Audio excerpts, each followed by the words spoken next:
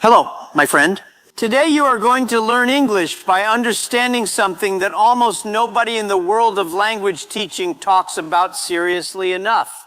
You are going to learn English by understanding your brain. Because here is the truth, and I want you to really hear this. The reason most people never become fluent in English is not that they are not smart enough, not that they did not study hard enough, not that they started too late or live in the wrong country or do not have access to the right resources. The reason most people never become fluent in English is that they are training the wrong thing. They are training their memory when they should be training their brain. They are trying to store English when they should be trying to wire English. And today I am going to show you exactly what the difference is and exactly what you need to do to start training your brain, not just your memory to speak English fluently, automatically, and naturally. Before I say anything else, I want to tell you something about my own brain. When I was a child, my brain was wired entirely for one language. That was the only language my family spoke, the only language my school used, the only language the streets and the markets and the radio in our house spoke back to me. My brain, in those early years, was a beautifully organized system for one language and one language only. Every thought I had, every feeling I experienced, every story I told myself about who I was and what the world meant, all of it ran through a single linguistic channel. And then one day, I decided to build a second channel. Not because someone told me to, not because a school required it, because I looked at the world around me and I understood with the clarity that sometimes only comes to a child that there were people I could not yet reach and conversations I could not yet have and opportunities I could not yet see, and that all of it was separated from me by a single barrier, the English language.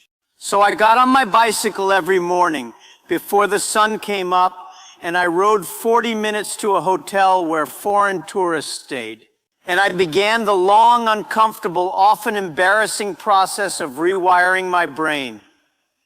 I did not know that was what I was doing. I did not have the scientific vocabulary for it.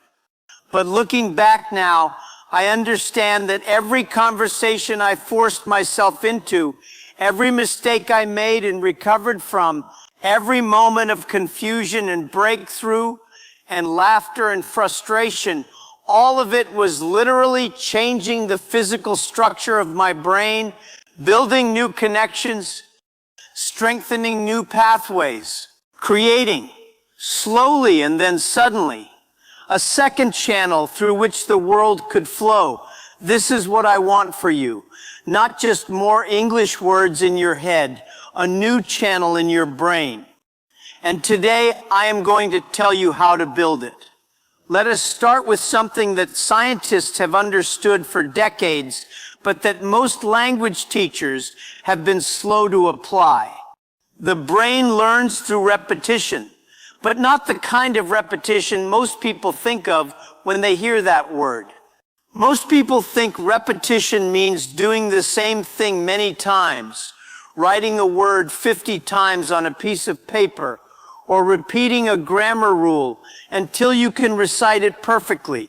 This kind of repetition does strengthen certain types of memory, but it does not build the kind of automatic fluent language production that real English communication requires.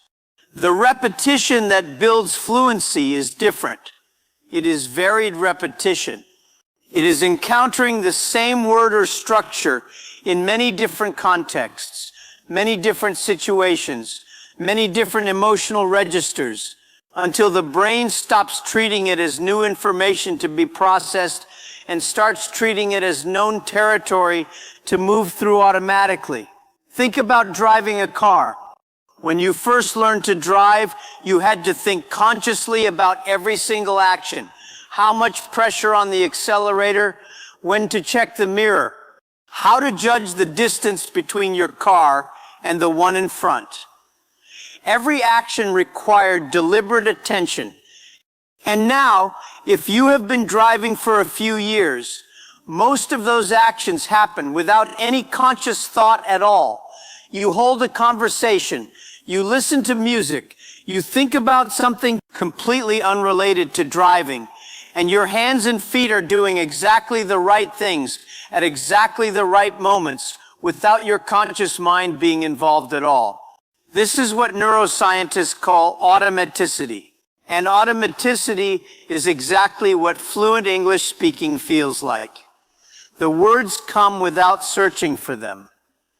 The grammar assembles itself without you choosing each piece. The sentences arrive whole, not built piece by piece. You cannot achieve this through studying alone. Studying builds knowledge, but automaticity is built through practice, specifically through a particular kind of practice that I want to describe to you now. Because understanding this kind of practice is the central key to everything else we are going to talk about today. The kind of practice that builds automaticity in language is called output practice. Output means producing language, speaking or writing, as opposed to input, which means receiving language through listening or reading. Most language learners spend the vast majority of their time on input. They listen to podcasts, they watch videos, they read articles and books. And input is genuinely important. I will talk about that more in a moment. But input alone, no matter how much of it you do, will not make you a fluent speaker. Because speaking is a performance skill. And performance skills are only built through performance. A musician who only ever listens to music and never plays an instrument will never become a musician, no matter how many hours they spend listening. A swimmer who only ever watches swimming will drown the moment they enter the water. And a language learner who only ever consumes English but never produces it will freeze the moment a native speaker asks them a simple question. So output practice is essential, but it has to be the right kind of output practice. And here is where most people make their second big mistake. They practice output only when they feel ready. They study and prepare and plan, and then when they feel sufficiently prepared, they attempt to speak. But the preparation never feels complete enough. There is always one more grammar point to review, one more vocabulary set to learn, one more episode to watch before they feel ready to open their mouth. And so the output practice keeps getting postponed, and the fluency keeps getting delayed, and the gap between where they are and where they want to be stays exactly the same width year after year. The truth is that the brain does not learn to speak English by getting ready to speak English. It learns by speaking English before it is ready. The discomfort of speaking before you are fully prepared, the search for words, the imperfect sentences, the moments of genuine struggle is not an obstacle to learning. It is the learning. Every time your brain has to reach for a word it is not completely sure of, it strengthens the pathway to that word. Every time you construct a sentence without being certain the grammar is right, you give your brain feedback that it uses to calibrate future sentences. Every mistake is data, and data is what the brain uses to build fluency. I want to tell you about a specific morning at the hotel that I have thought about many times since. I had been going there for perhaps 3 years at that point. My English was improving, but slowly. I still made many mistakes. My pronunciation was still sometimes difficult for people to understand. And one morning a man arrived, an older man, an academic from a country I had never visited, and we began to talk. And I remember clearly the moment when something shifted. We were talking about history, about the relationship between different countries, about the way the past shapes the present. And I realized that I was not searching for words anymore. I was thinking the thoughts and the English was coming, not perfectly, but continuously, without the gaps and the panic that I was used to. I was not translating, I was speaking. For the first time, I was genuinely speaking English, rather than performing it. That morning was not an accident. It was the result of 3 years of daily practice, of thousands of small, uncomfortable moments, of a brain that had been slowly, invisibly building new pathways every single day. That morning, enough pathways had been built, and something crossed a threshold that I had not even known was there. Your brain has that threshold too, and the question is only how quickly you want to reach it. Let me talk about something called spaced repetition, because this is one of the most important concepts in brain-based language learning, and one of the most misunderstood. Most people, when they encounter a new English word, learn it once and then either remember it or forget it. If they forget it, they might encounter it again by chance, or they might not. This is how passive learning works, and it is extremely inefficient. The brain has a forgetting curve. Without any reinforcement, most new information is lost within days. Within a week, up to 80% of what you learned in a single study session can be gone. This is not a flaw in your brain, it is a feature. The brain is constantly making decisions about what to keep and what to discard based on signals about what is important and what is not. And the most powerful signal of importance is repetition over time. Spaced repetition is the practice of reviewing information at specific intervals that are timed to catch the memory just before it fades.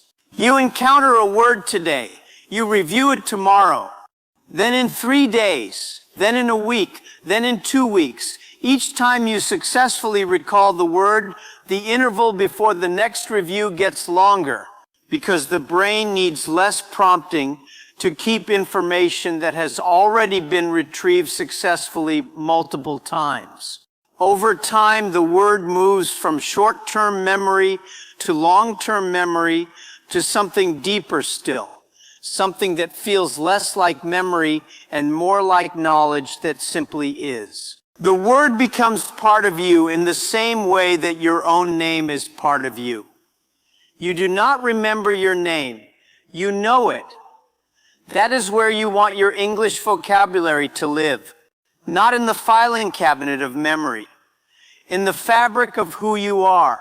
There are applications that use spaced repetition algorithms to manage this process for you, but you do not need an application. You can do it yourself with a simple notebook. Write down every new English word or phrase you encounter. Every day, review the words from 3 days ago, a week ago, 2 weeks ago. Spend no more than 10 minutes on this review. The consistency matters far more than the duration. 10 minutes every day for a year will do more for your English vocabulary than 5 hours on a single Saturday, and the science of memory is entirely clear on this point.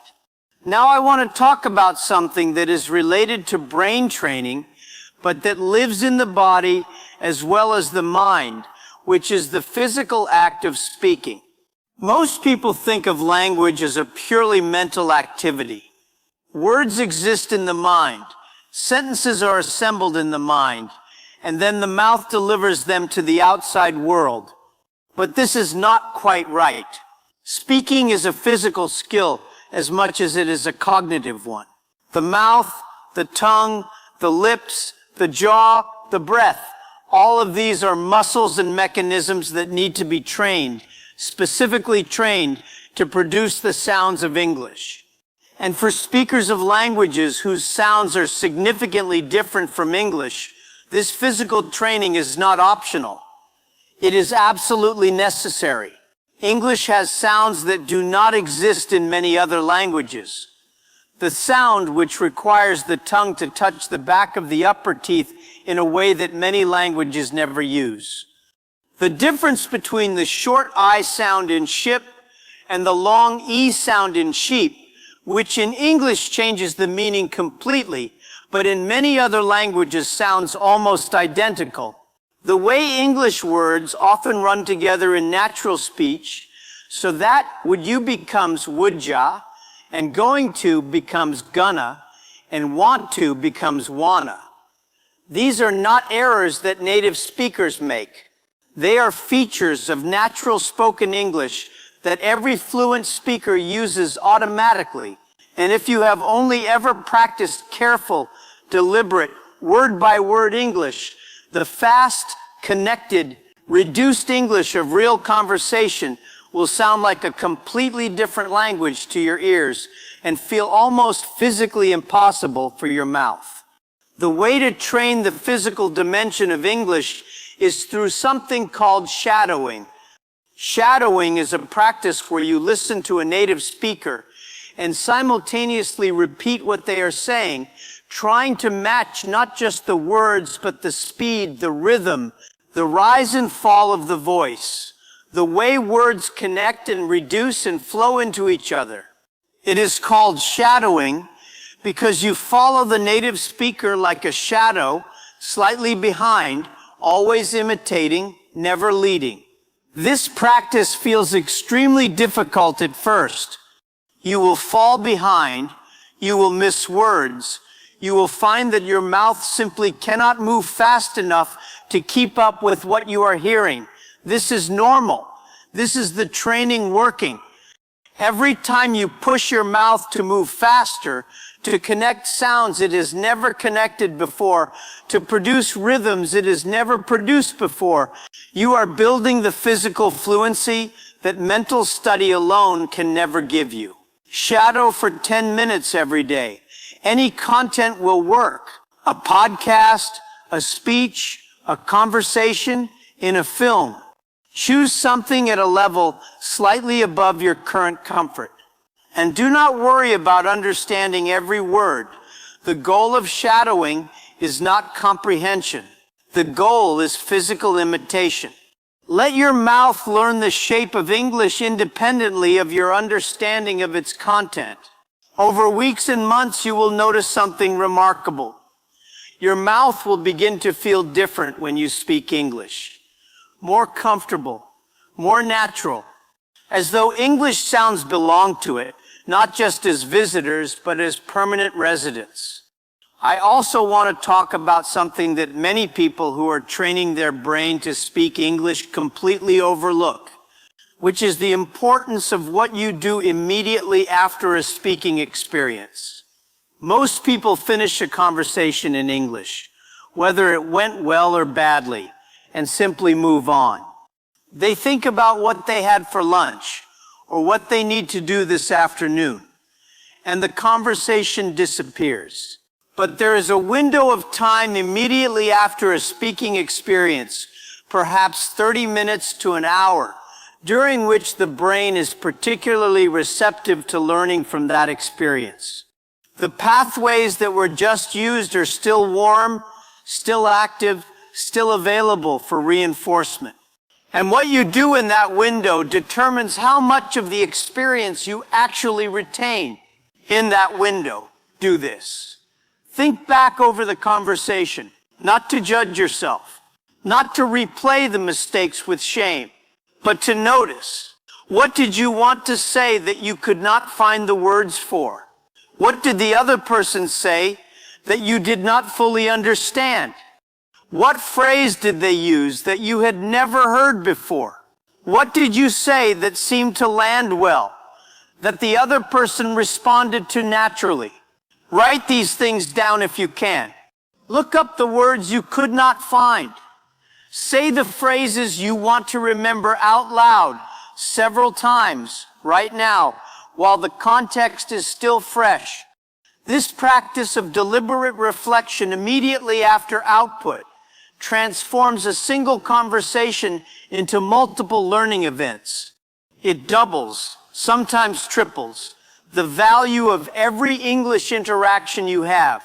And there is one more thing I want to say before I close, something that sits underneath everything else we have talked about today, something that is both the simplest and the most difficult part of training your brain to speak English. It is this: you have to believe that your brain can do it, not as an affirmation, not as a positive attitude exercise, but as a factual understanding of what the human brain is capable of. Because the brain is not fixed. It is not finished. It does not stop growing and changing and rewiring at any age, for any person, in any circumstance.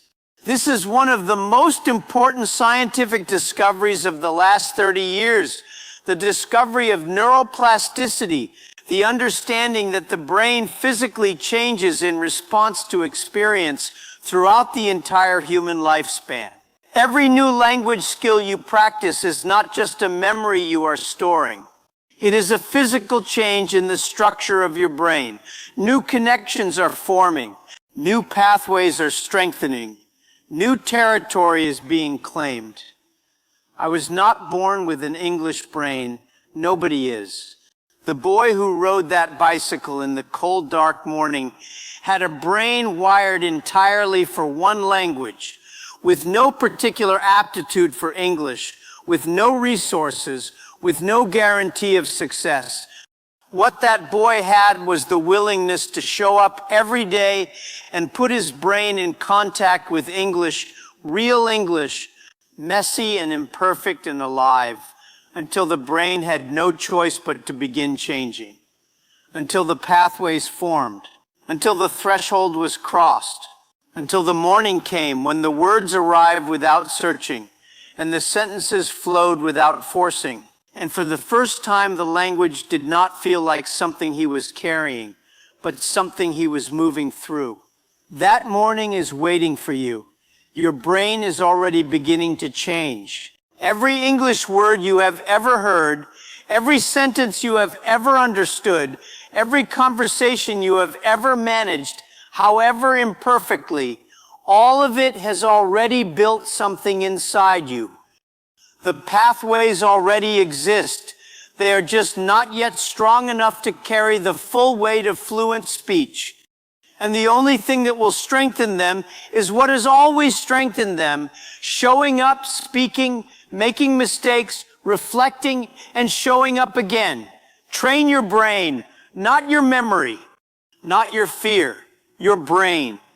It is the most extraordinary learning machine ever created, and it is yours, and it is ready, and it has been waiting for exactly this. Begin today. Your brain already knows the way.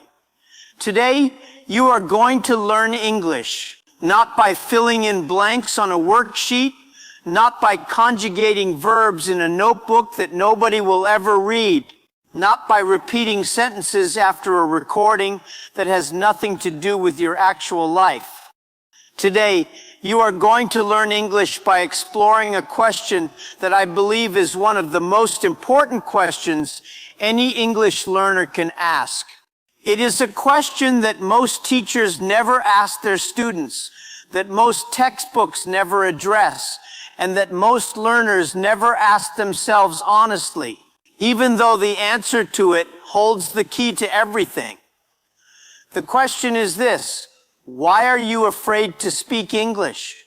Not whether you are afraid, because if you are listening to this, the answer to that question is almost certainly yes, at least sometimes, at least in certain situations. But why? What is actually happening inside you when the fear arrives? Where does it come from? What is it protecting? And most importantly, what would become possible for you if you understood it deeply enough to begin moving through it? Today we are going to answer these questions together. And as we do, you will learn real English. The kind of English that lives in honest conversation, in the language of emotion and psychology and human experience. The kind of English that you cannot get from a textbook, but that you will carry with you long after this episode ends. Let me start with something that happened to me when I was 15 years old. I had been going to the hotel for about 3 years at that point, speaking with tourists every morning before school. My English had improved significantly from where it started. I could hold a basic conversation. I could ask questions and understand the answers. I could tell stories and make people laugh sometimes. By any reasonable measure, my English was good enough to communicate. And yet there was one situation that filled me with a specific, particular, almost paralyzing kind of fear. Whenever a group of tourists arrived together, 3 or 4 or 5 people, all native speakers, all talking to each other in fast, confident, natural English, I could not make myself approach them. I could speak to one person at a time, but a group, my feet would not move. My mouth would not open. I would stand at a distance watching and tell myself that I would wait for a better moment, a quieter moment, a moment when I felt more ready. And the group would walk away and I would tell myself that tomorrow I would do it. And tomorrow I would not do it either. I want to tell you what was happening in those moments, because what was happening to me then is what happens to millions of English learners every single day. It was not that my English was not good enough. It was not a language problem. It was a fear problem. And it was a very specific kind of fear. The fear of being evaluated by multiple people simultaneously. The fear that if I made a mistake in front of a group, the judgment would be multiplied. The embarrassment would be multiplied. The evidence of my inadequacy would be witnessed by more eyes, registered by more minds, impossible to contain or minimize. One person seeing my mistake felt manageable. A group seeing it felt catastrophic. And so I stayed away from the group. Not because the group was actually dangerous, but because my brain had decided that it was. This is where we need to begin. With the brain's threat detection system. Because understanding this system is the foundation of understanding why people are afraid to speak English. And without this understanding, all the encouragement in the world will not produce lasting change. The human brain has a structure called the amygdala. It is small, roughly the size and shape of an almond, and it sits deep in the center of the brain. Its job is to scan the environment constantly, looking for threats, and when it detects something it classifies as dangerous, to trigger the body's emergency response system. Heart rate increases, breathing becomes shallow, muscles tense. The digestive system slows down. Attention narrows to the perceived threat. This entire response happens in milliseconds. Faster than conscious thought. Faster than language. Faster than any deliberate decision you could possibly make. By the time you are aware that you feel afraid, the amygdala has already been running its emergency program for several seconds. Now here is the important thing. The amygdala cannot distinguish between a physical threat and a social threat. It cannot tell the difference between a situation that might physically harm you and a situation that might damage your social standing, your reputation, your sense of belonging. To the amygdala, both are threats. Both trigger the same emergency response. And in the environment in which human beings evolved, in small communities where social rejection could literally mean death, where being excluded from the group meant losing access to food and protection and reproduction, this made perfect sense. Social threats were survival threats. The amygdala was right to treat them with the same urgency. But we are not living in that environment anymore. And yet our brains have not changed. When you stand up to speak English in a meeting and you feel your heart pounding and your hands shaking and your mind going blank, that is your ancient, Well-meaning, completely inappropriate amygdala treating a business meeting like a life-threatening situation. The fear is real. The physiological response is real. But the actual danger is not there. And understanding this, truly understanding it, not just intellectually, but in your body, is the beginning of being able to work with the fear rather than being controlled by it. So why specifically does speaking English trigger this threat response in so many people? There are several reasons, and I want to go through them carefully, because each one illuminates something important about both the fear and the path through it. The first and most fundamental reason is the fear of negative evaluation. This is the fear of being judged badly by other people. And it is, at its core, a social fear. The fear of falling in others' estimation, of being seen as less intelligent, or less capable, or less worthy than you want to be seen. When you speak English and you make a mistake, you are exposing a limitation in real time in front of other people with no opportunity to edit or revise or present your best self. Your native language is the version of you that is most complete, most eloquent, most capable of expressing the full complexity of who you are. Your English, especially in the early and middle stages of learning, is a reduced version of you. A version that makes grammatical errors, that reaches for words and sometimes cannot find them, that expresses nuanced thoughts in clumsy sentences. And showing that reduced version to other people, especially people you respect or want to impress, feels like a kind of exposure that is genuinely uncomfortable for almost every human being. What I want you to understand about this fear is that it is based on a series of assumptions that are almost never accurate. The first assumption is that other people are judging you as harshly as you are judging yourself. They are not. Research consistently shows that we dramatically overestimate how much attention other people pay to our mistakes and our limitations. Other people are largely occupied with their own concerns, their own anxieties, their own inner worlds. When you stumble over an English sentence, the person listening to you is almost certainly not thinking about how inadequate your English is. They are thinking about what you are trying to say, or about what they want to say next, or about something entirely unrelated to your grammar. The audience in your head is far more critical and far more attentive than the actual audience in the room. The second assumption is that being seen to make a mistake damages how people see you overall. Again, research shows the opposite. People who make mistakes and recover gracefully are generally liked and trusted more than people who appear flawless and invulnerable.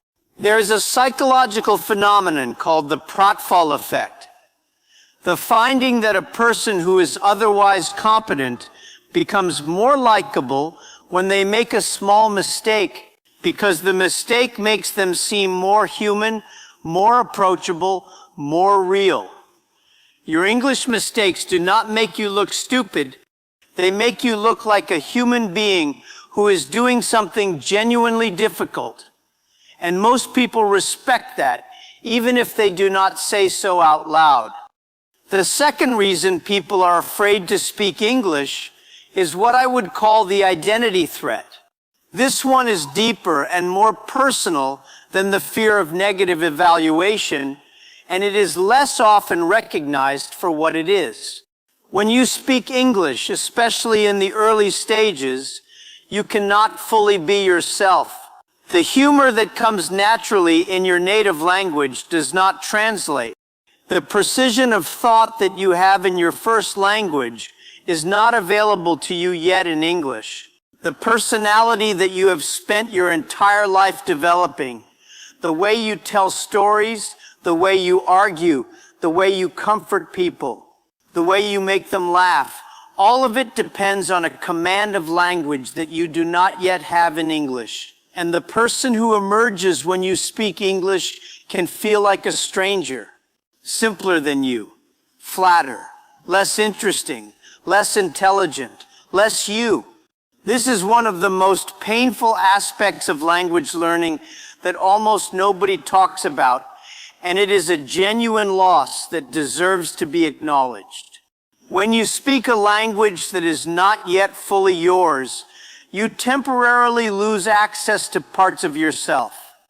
And the fear of speaking English is sometimes, underneath everything else, the fear of being seen as that smaller, flatter, less fully realized version of yourself. The fear of being misunderstood, not just linguistically, but personally.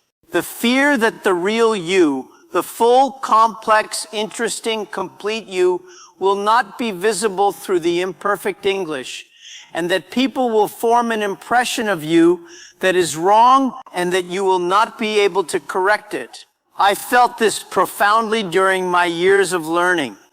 There were conversations with tourists where I knew with absolute clarity that what I was saying in English was a pale shadow of what I was thinking, where the idea inside me was rich and specific and carefully reasoned, and what came out was simple and general and approximate.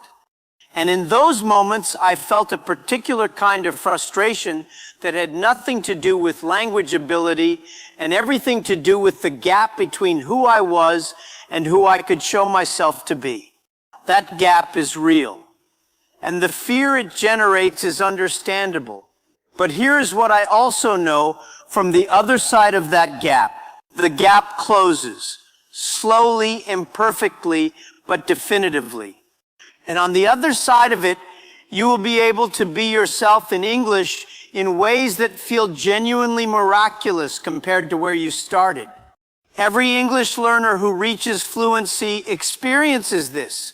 The moment when the language stops being a constraint and starts being a canvas, when you can paint yourself in English the way you always painted yourself in your first language. That moment is coming. But it is only coming if you keep speaking through the gap, not wait for it to close before you begin. The third reason people are afraid to speak English is the fear of not being understood. This fear is slightly different from the fear of judgment. It is not primarily about what people will think of you. It is about the practical terror of communication failure, of saying something and seeing the other person's face go blank with incomprehension, of having to repeat yourself and still not being understood, of the conversation grinding to an embarrassing halt because the language has failed as a bridge between two people. This fear is particularly acute for people whose accent is very different from the accent of the people they are speaking with, and for people who know that their vocabulary or grammar is limited enough that misunderstanding is a genuine practical risk.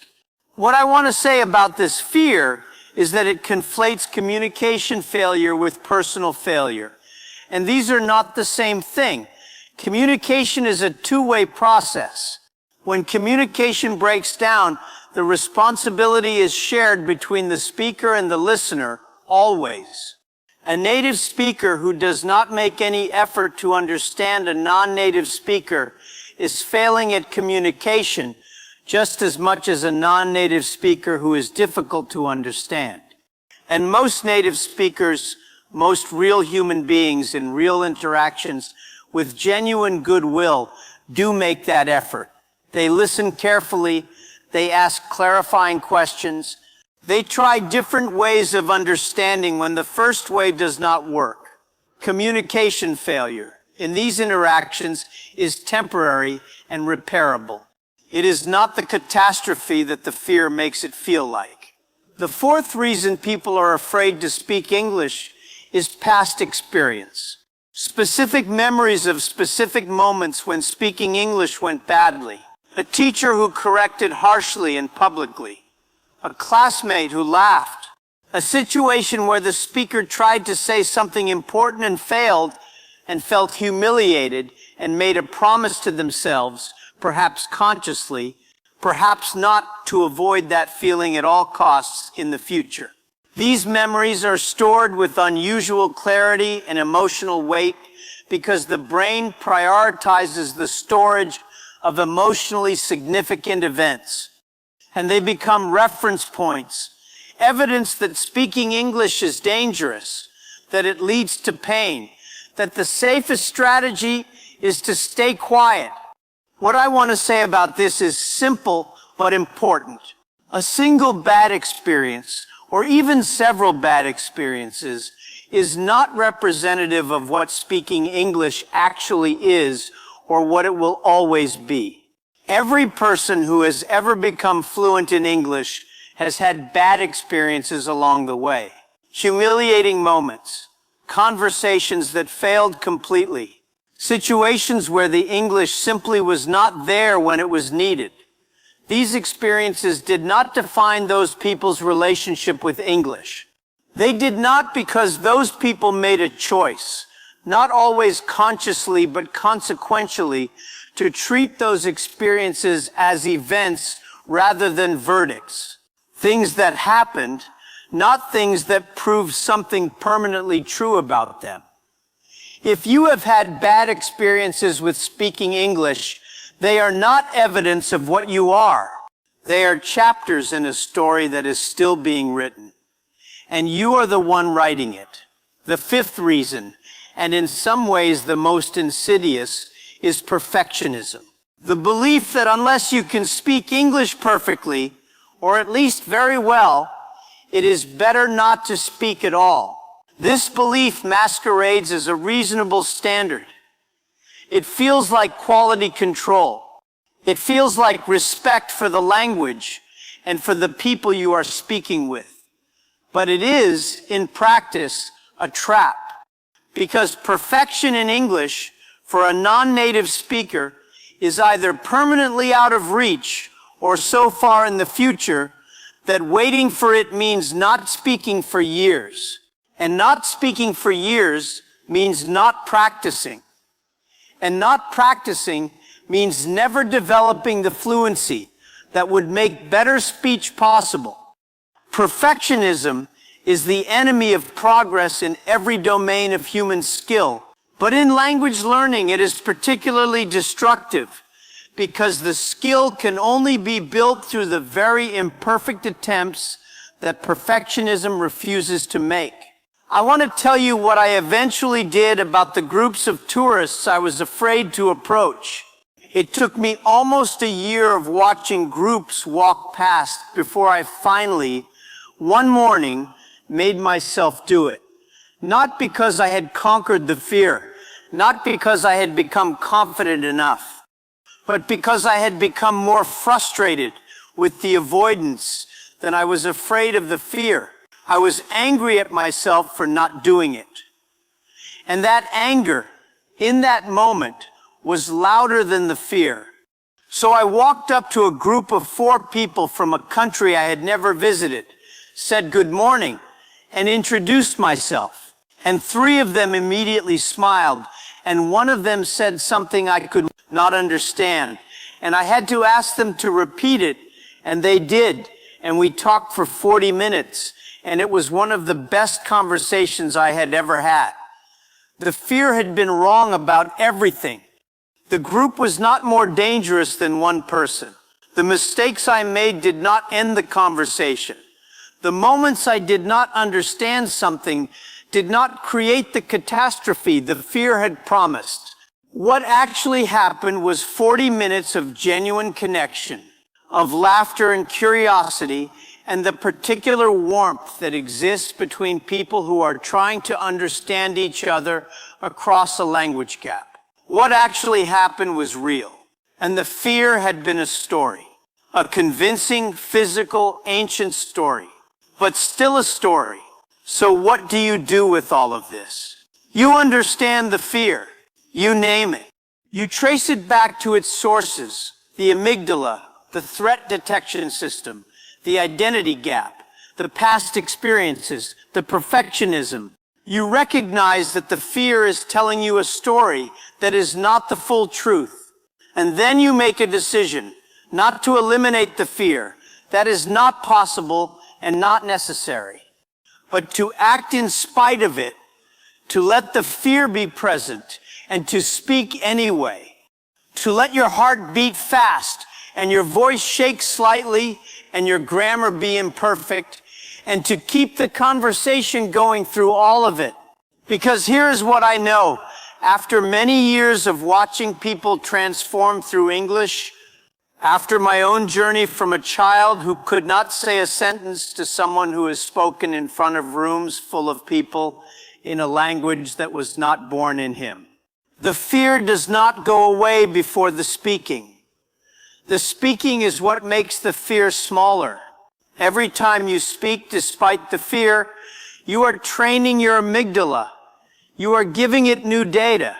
You are showing it through real experience rather than reassurance that speaking English is not a threat, that the people listening are not predators, that mistakes are not catastrophes, that you are safe. And slowly, gradually, with the patience that all genuine transformation requires, the amygdala begins to update its assessment. The alarm begins to quiet. Not because the situation has changed, but because you have changed.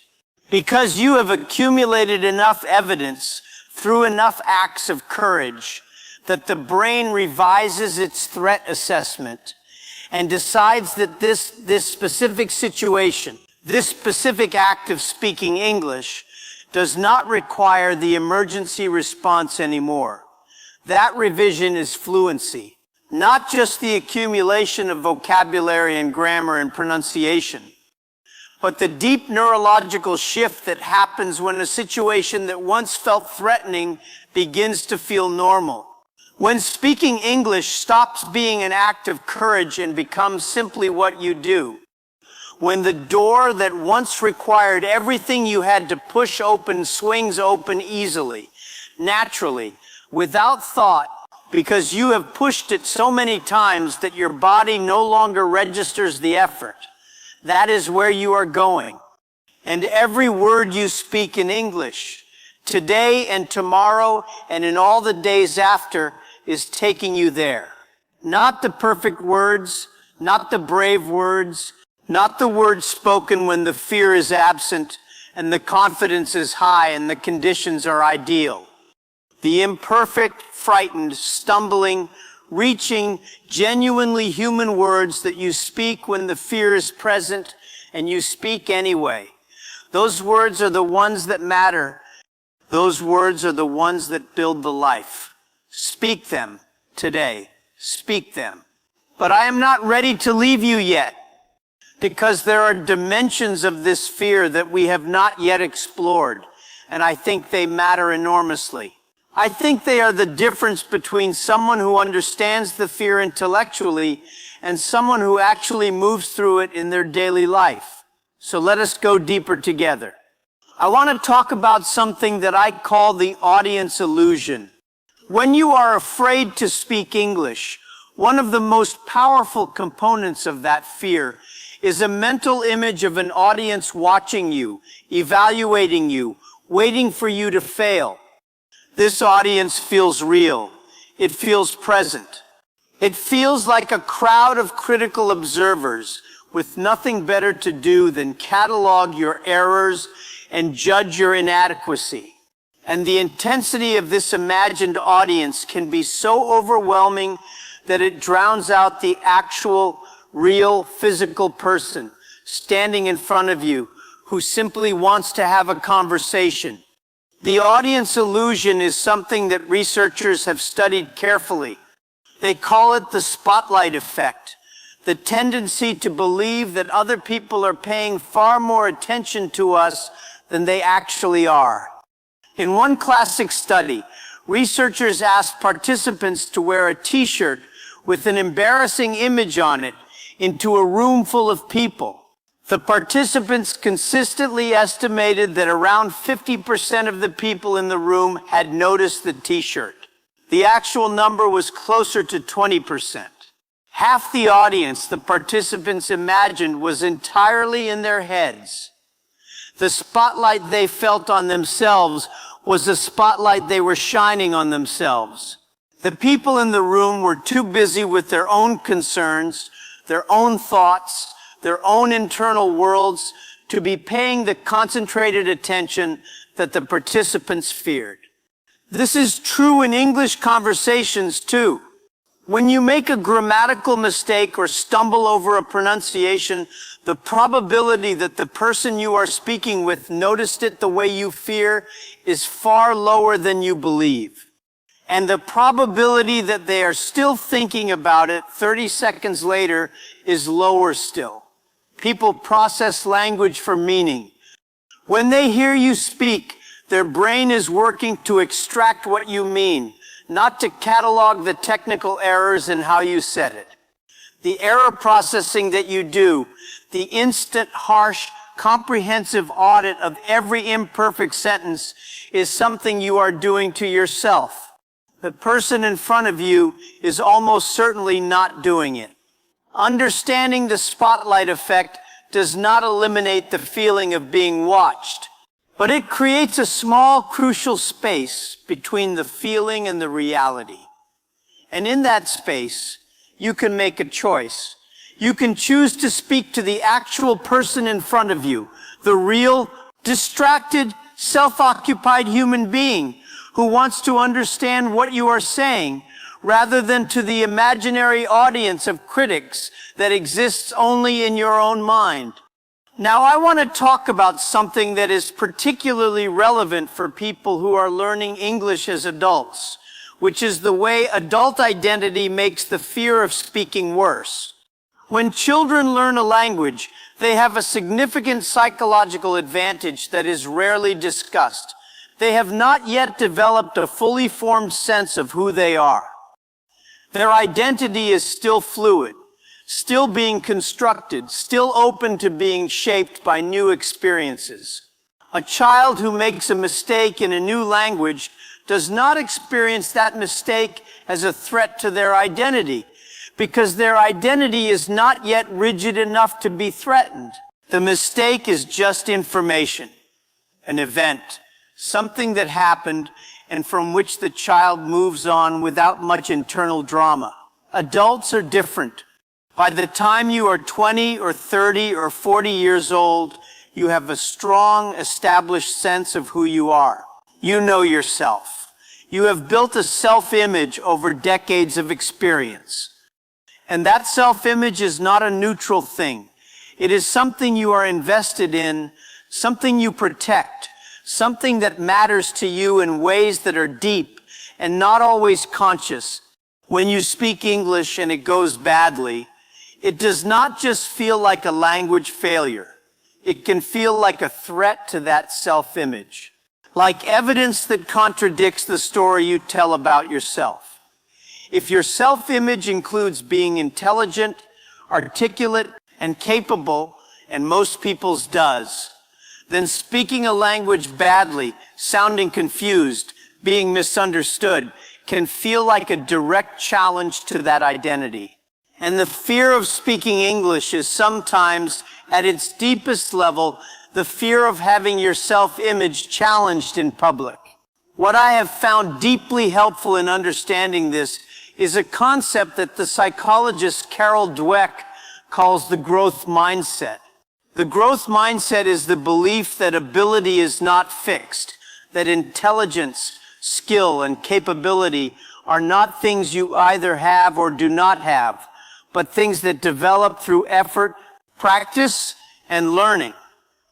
The opposite of the growth mindset is the fixed mindset, the belief that your abilities reflect your inherent unchangeable qualities, so that every failure is evidence of an inherent limitation rather than an opportunity for development. People with a fixed mindset approach English speaking with enormous fear, because every mistake is a data point about who they fundamentally are. If I make a mistake, it means I am not smart enough, not talented enough, not good enough at languages. People with the growth mindset approach English speaking with curiosity, because every mistake is information about where they currently are in a process that is still developing. If I make a mistake, it means I am at an early stage of a skill that I am actively building. Same mistake, completely different meaning, and completely different emotional experience. The fixed mindset person avoids speaking to protect their self-image. The growth mindset person seeks out speaking opportunities because they understand that the mistakes are the mechanism of growth, not the evidence of its absence. You can choose which mindset to bring to your English speaking.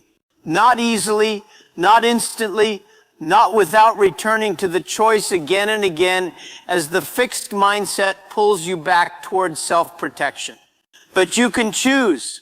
And every time you choose curiosity over self-protection, growth over safety, speaking over silence, you are reinforcing the growth mindset and weakening the fixed one.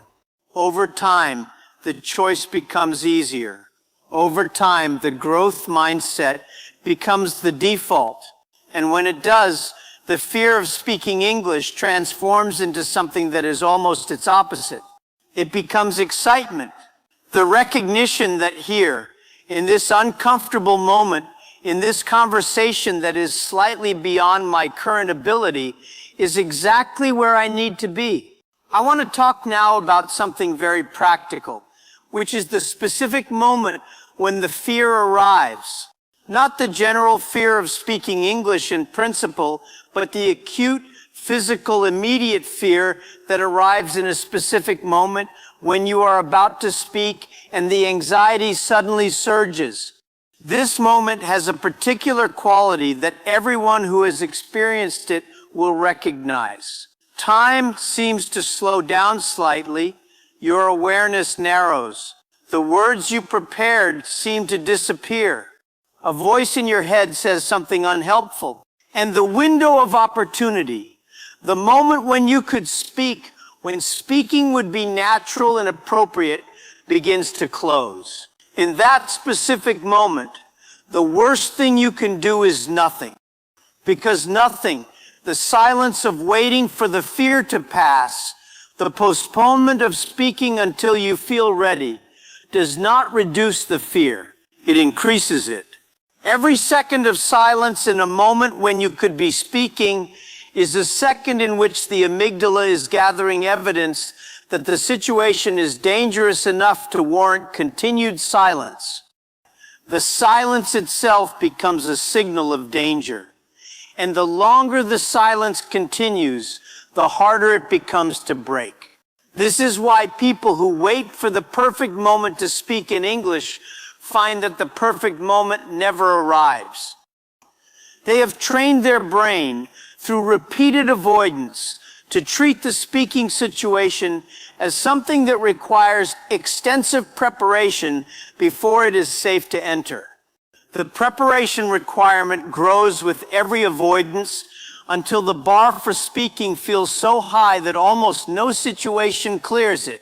The technique that works in that specific moment of acute fear is the opposite of waiting. It is what I think of as the first word practice. When you feel the fear arriving and the window of opportunity opening, you do not try to construct a perfect sentence in your head before you speak. You say the first word, just the first word, out loud to the actual person. Whatever the first word of your intended sentence is, you say it. Because the moment the first word leaves your mouth, something shifts. The speaking has begun. The amygdala, which was building its case for silence, receives new information. The person in front of you begins to orient toward you, to listen, to prepare to receive what is coming. And your own brain, having committed to the first word, begins to generate the second and the third with the momentum that the silence never allows. The first word is the hardest. Everything after it is easier. But you have to say it before you are ready. That is the whole practice. That is the whole secret of that particular moment. I also want to spend time talking about the environment in which you practice English, because the environment shapes the fear in ways that are not always obvious. Most people practice English in high-stakes environments, formal settings, professional contexts, situations where the consequences of failure feel significant. They try to speak English when it matters most, which is also when the fear is strongest. And then they wonder why the fear does not decrease with practice, when in fact they are practicing only in the conditions that are most activating to the fear, never in the lower stakes conditions that would allow the amygdala to begin updating its threat assessment more gently. The solution is to build what I call a fear ladder. A fear ladder is a sequence of English-speaking situations arranged from least frightening to most frightening, with a commitment to moving up the ladder gradually as each level becomes comfortable. At the bottom of the ladder might be speaking English alone, to yourself in a room where no one can hear you. Then speaking English to a pet, or to an object, or to a recording device. Then speaking English in an online environment where you can turn off your camera. Then speaking to a single trusted friend who also speaks English imperfectly. Then speaking to a stranger online in a low-stakes exchange. Then speaking to a native speaker in a clearly informal, friendly context. Then speaking in a small group. Then speaking in a professional context. Then speaking in front of a larger audience. You do not have to jump to the top of the ladder. In fact, jumping to the top of the ladder before the lower rungs are comfortable is often counterproductive. It produces experiences that are so overwhelming that they reinforce the fear rather than diminishing it. You climb the ladder one rung at a time, staying at each level until it no longer produces significant fear before moving to the next. This is not cowardice. This is intelligence. This is working with the brain's learning system rather than against it, understanding that gradual, consistent exposure to manageable levels of fear is what produces lasting courage, not dramatic, overwhelming challenges that the amygdala interprets as evidence that the fear was justified all along. Now let me talk about something that is rarely discussed in the context of language fear, but that I believe is one of the most transformative things any English learner can do. It is the practice of talking about the fear itself, in English, to another person, not hiding it, not pretending it is not there, but naming it out loud, in the language that you are afraid to speak, in the presence of another person who is listening. I am nervous about speaking English. I feel afraid right now. My heart is beating fast, and I am not sure I will find the right words, but I want to keep trying. These sentences are extraordinary. They are extraordinary because they do something that silence never does. They bring the fear into the open, where it immediately becomes smaller, where it can be seen by both you and the person you are speaking with, where the other person can respond to it with the kindness and understanding that most people feel when someone is honest about their vulnerability, and where you have the experience of speaking in English about something deeply personal and being heard and understood and met with warmth. That experience of bringing your fear into the English language and being received with kindness is one of the most powerful antidotes to the fear that I know. I want to share one more story before I close this part of our conversation. Many years after my days at the hotel, I was asked to speak in English in front of a very large audience. Not a group of 4 tourists, a room with hundreds of people in it, all of them fluent English speakers, many of them experts in their fields, many of them watching with expectations that I was acutely aware of. And I remember standing in the wings of that stage, waiting to walk out, feeling something that I recognized immediately, the same fast heartbeat, the same narrowing of attention, the same ancient, well-meaning, completely disproportionate amygdala doing what it had always done. The same fear that had stopped me from approaching the group of tourists for almost a year when I was 15 years old. But something was different this time. This time, I knew what the fear was. I knew where it came from.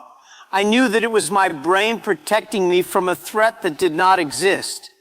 I knew that the audience was not waiting for me to fail. They were waiting for me to give them something worth listening to. I knew that the mistakes I would inevitably make would not define the speech.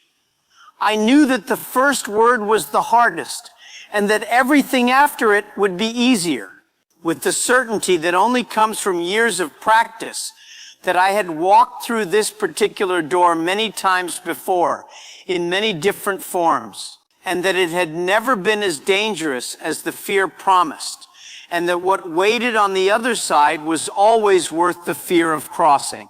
So I walked out, and I spoke, imperfectly, as I always do, with moments of searching for the right word and moments of sentences that went in directions I had not planned, with an accent that marked me as someone who learned this language rather than being born into it, with all the beautiful human, irreducible imperfection of a person who built something in themselves that did not come naturally, through years of cold mornings and patient tourists and gradual, invisible, permanent change.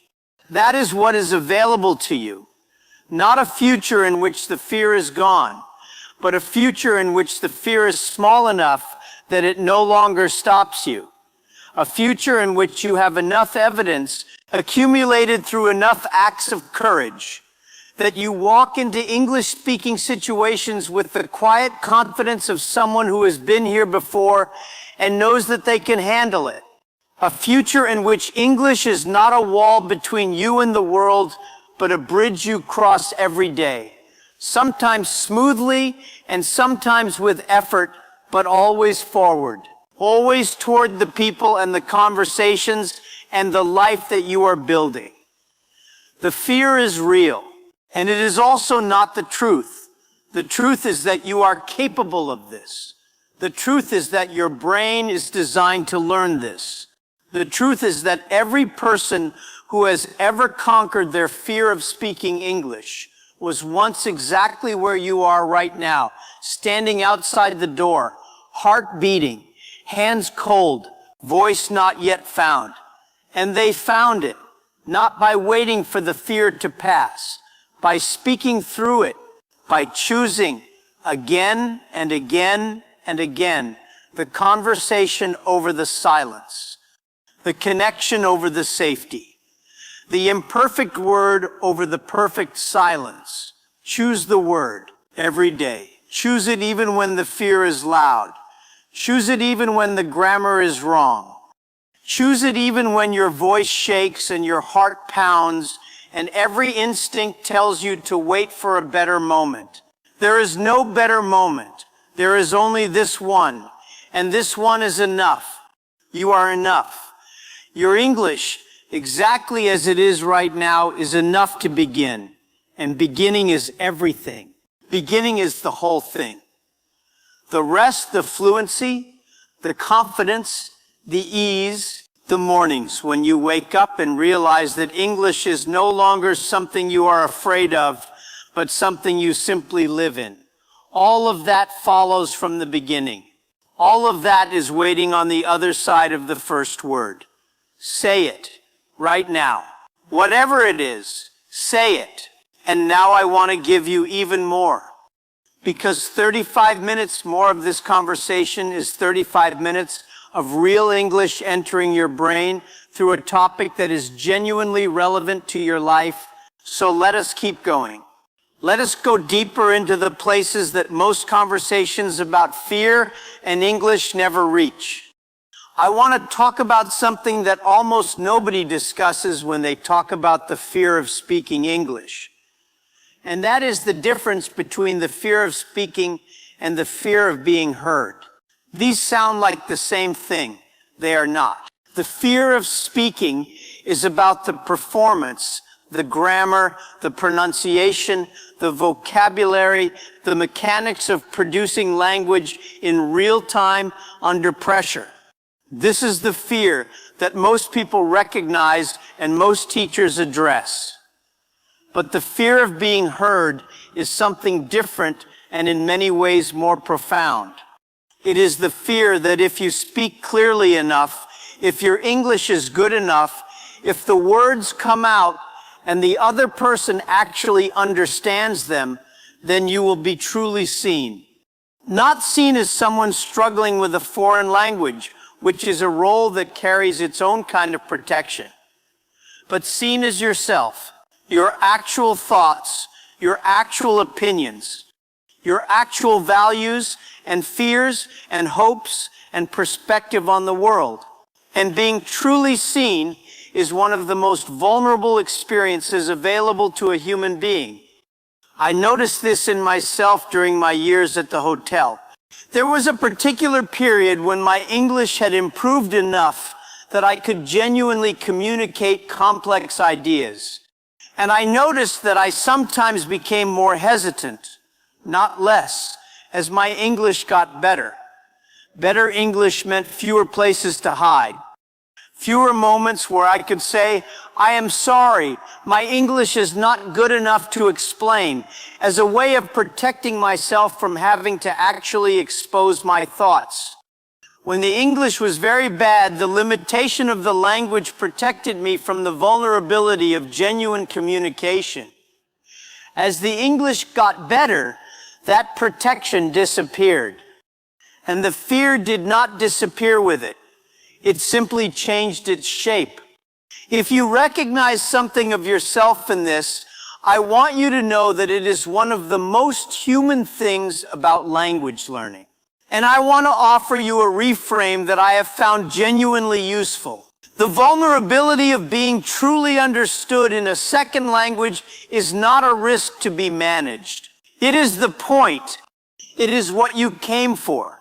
The connection that happens when two people actually understand each other across a language gap, across all the effort and imperfection and mutual generosity that genuine cross-linguistic communication requires, is one of the most extraordinary forms of human connection available. It is rarer than connection in a shared native language. It is harder won.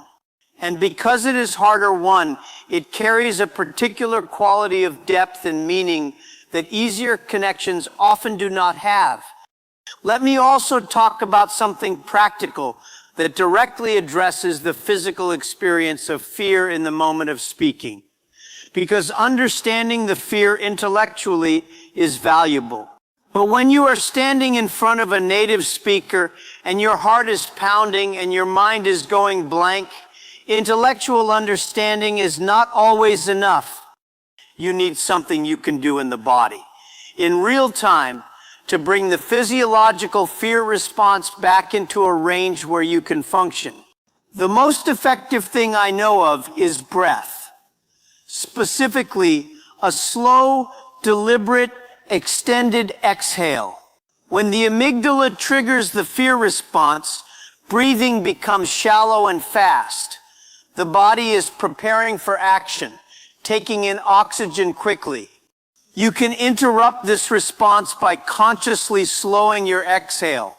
Breathe in for 4 counts. Breathe out for 7 or 8 counts. The extended exhale activates the parasympathetic nervous system, the system that counteracts the stress response, that signals to the body that the emergency is over, that it is safe to relax. You cannot do this exhale and simultaneously maintain a full fear response. The physiology does not allow it. This is not a mental trick. It is a biological fact, and it works in seconds. Before you speak, in the middle of a conversation, if you need a moment, anywhere, at any time, without anyone knowing you are doing it. The second practical tool is what I think of as the shrinking of the stakes. When the fear is loud, it is because the stakes feel enormous. What if I embarrass myself completely? What if they think I am stupid? What if I cannot understand anything they say and the whole conversation collapses?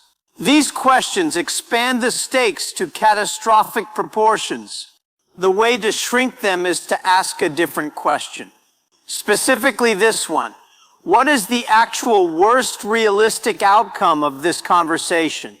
Not the catastrophic imagined outcome, the realistic worst case. In almost every situation involving speaking English, the realistic worst case is a conversation that ends awkwardly, or a misunderstanding that requires clarification, or a sentence that does not land the way you intended. These outcomes are uncomfortable. They are not catastrophic. They are not permanent. They do not define you.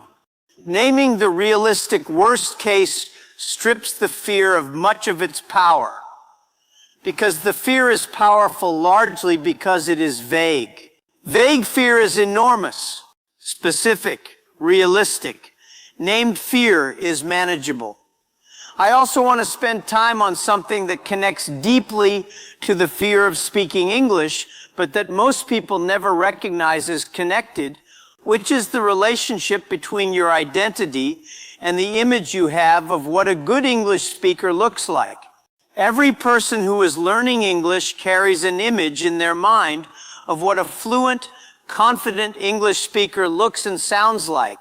And for most people, that image is a native speaker, someone born into English, raised inside it, whose relationship with the language is effortless and automatic and completely without the marks of learning. And unconsciously, the gap between that image and their own current reality becomes a source of shame, a constant reminder of inadequacy, a standard so impossibly high that every moment of actual English speaking feels like a demonstration of how far away from it they still are. I want to challenge this image directly. The model of the native speaker as the ultimate goal of English learning is not just unrealistic for most people. It is the wrong goal entirely. The goal of English learning is not to sound like you were born in London or New York or Sydney. The goal is to communicate effectively, honestly, and with full access to the intelligence and personality that you carry in every language you speak. And that goal, effective, honest, intelligent communication, is entirely achievable at every stage of language development. It does not require a native accent. It does not require perfect grammar. It does not require the cultural references and the idioms and the particular cadences of a person who grew up inside the language. It requires only that the person on the other side of the conversation can understand what you mean and feel who you are. That is all. That is the whole thing. Some of the most powerful English communication I have ever witnessed came from people whose English was far from native level. People whose accents were strong, whose grammar was imperfect, whose vocabulary was limited, but who spoke with such clarity of thought, such genuine conviction, such evident care for the person they were speaking with, that every imperfection became irrelevant. Because communication at its deepest level is not about the correctness of the language. It is about the sincerity of the intention. And sincerity cannot be faked in any language at any level of fluency. Now, I want to talk about something that I think is one of the most overlooked aspects of overcoming the fear of speaking English, which is the role of preparation. Not over-preparation, which is a form of perfectionism in disguise, but the specific targeted preparation that builds genuine confidence by giving you something real to rely on when the fear arrives. There is a difference between preparing because you believe that enough preparation will make you fearless, and preparing because you know that a few reliable tools in your hands will make the fear more manageable. The first kind of preparation is avoidance. The second kind is wisdom. What does wise preparation look like?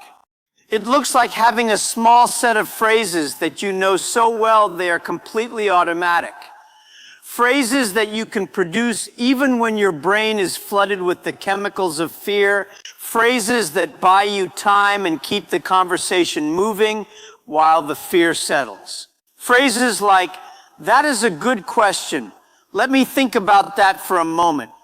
Or, "I want to make sure I understand what you are saying.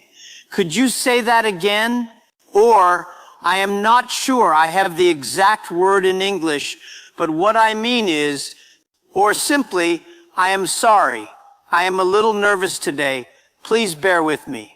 This last phrase is one of the most powerful things a non-native English speaker can say, because it is honest, because it is human, and because it immediately transforms the interaction from a performance into a collaboration. You are no longer trying to hide the fear, you are acknowledging it. And the moment you acknowledge it, it loses much of its power over you, and the dynamic between you and the other person shifts from evaluation to partnership. I want to tell you something about the native speakers on the other side of these conversations, because I think it is important. Most native English speakers who regularly interact with non-native speakers develop a genuine appreciation for the effort that language learning requires. They know, at least abstractly, that what you are doing is difficult. They know that producing a second language under social pressure is a remarkable cognitive and emotional achievement. And the vast majority of them, not all, but the vast majority, respond to genuine effort and genuine communication with generosity and patience. They want to understand you. They want the conversation to work. They are in most cases quietly rooting for you. The exceptions, the people who are impatient or dismissive or cruel about imperfect English, do exist. I will not pretend otherwise. I encountered some of them during my years of learning, and each encounter left a mark. But I want you to understand something about those people. Their impatience or dismissiveness or cruelty is not information about your English or about your worth. It is information about them. It reveals something about their relationship with discomfort, with difference, with the vulnerability that imperfect communication requires. It reveals a limitation in them, not in you. And allowing their limitation to define your relationship with English would be one of the greatest mistakes you could make. Do not let the smallest and least generous voices carry the most weight in your mind. They do not deserve that power.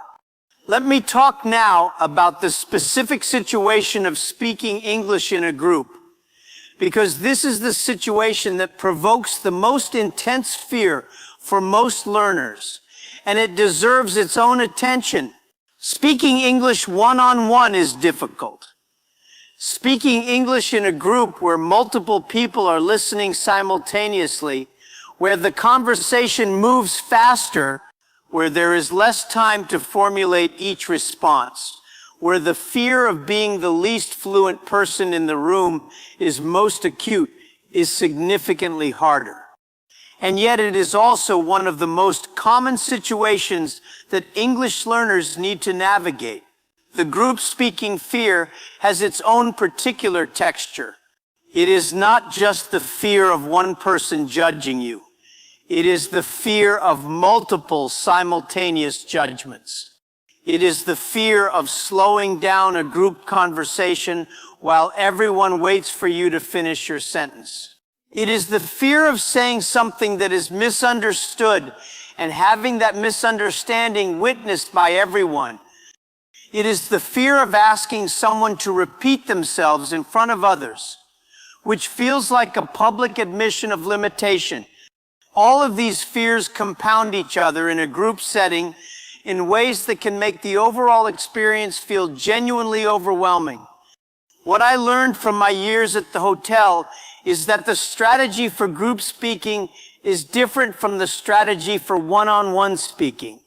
In a group, you do not need to speak equally with everyone.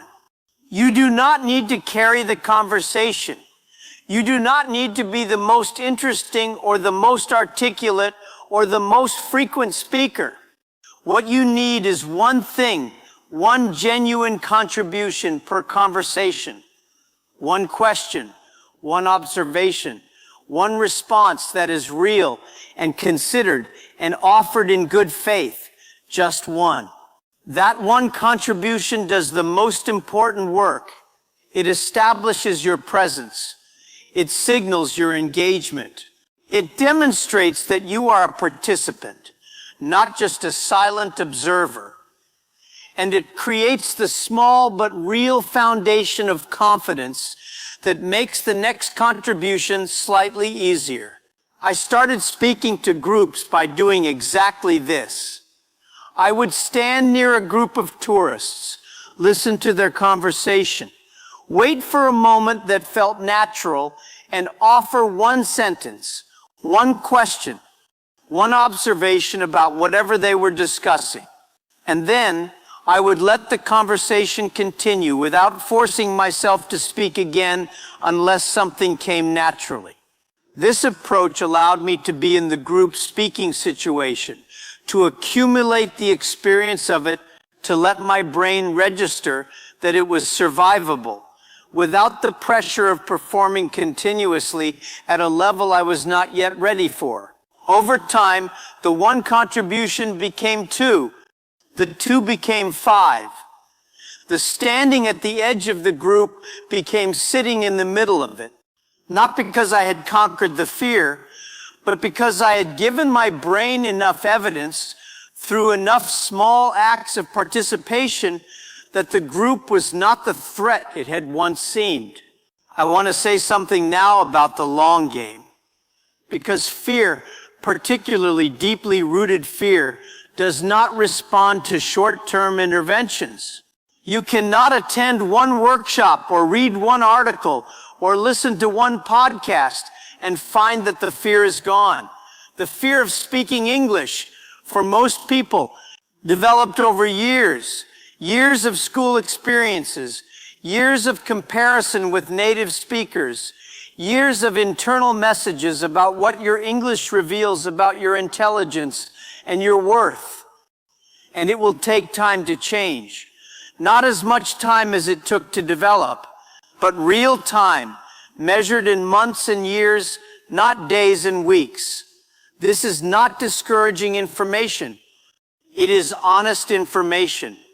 And honest information is more useful than false encouragement because it allows you to calibrate your expectations, to recognize that the small acts of courage you are taking every day are part of a longer arc, and to resist the temptation to conclude that because the fear is still present after 2 weeks of practice, the practice is not working. The practice is working. The brain is changing. The evidence is accumulating. The threshold is being approached, one conversation at a time, but this process has its own timeline, and that timeline is measured in patience and consistency, not urgency and intensity.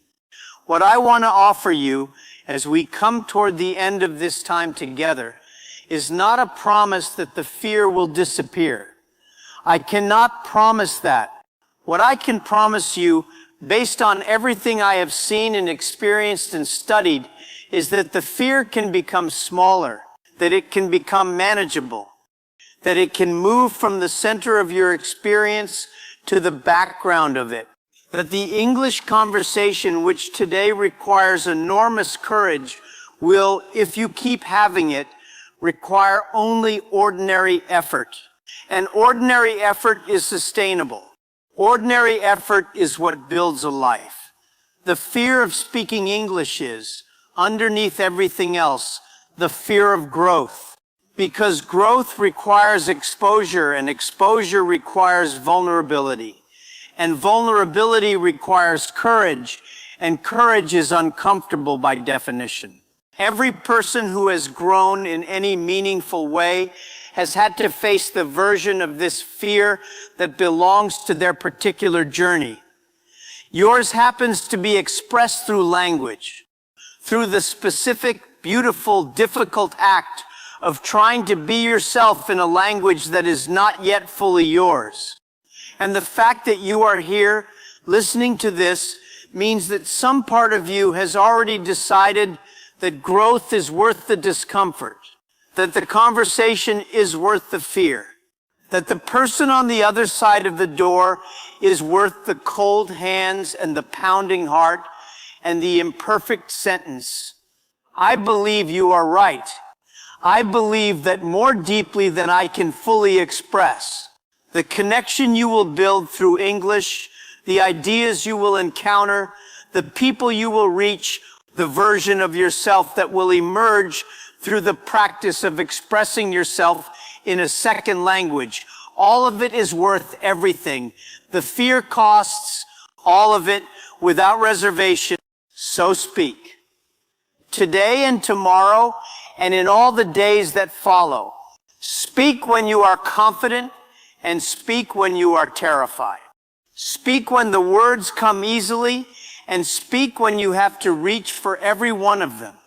Speak in meetings and in shops and in conversations with strangers and in quiet moments alone, narrating your life to yourself in English as a form of practice and a form of presence. Speak imperfectly and speak honestly and speak with the full weight of who you are behind every word, even the wrong ones, especially the wrong ones. Because the wrong words spoken with courage are worth infinitely more than the right words, kept forever in silence. Speak. The world is listening, and it has been waiting for your voice.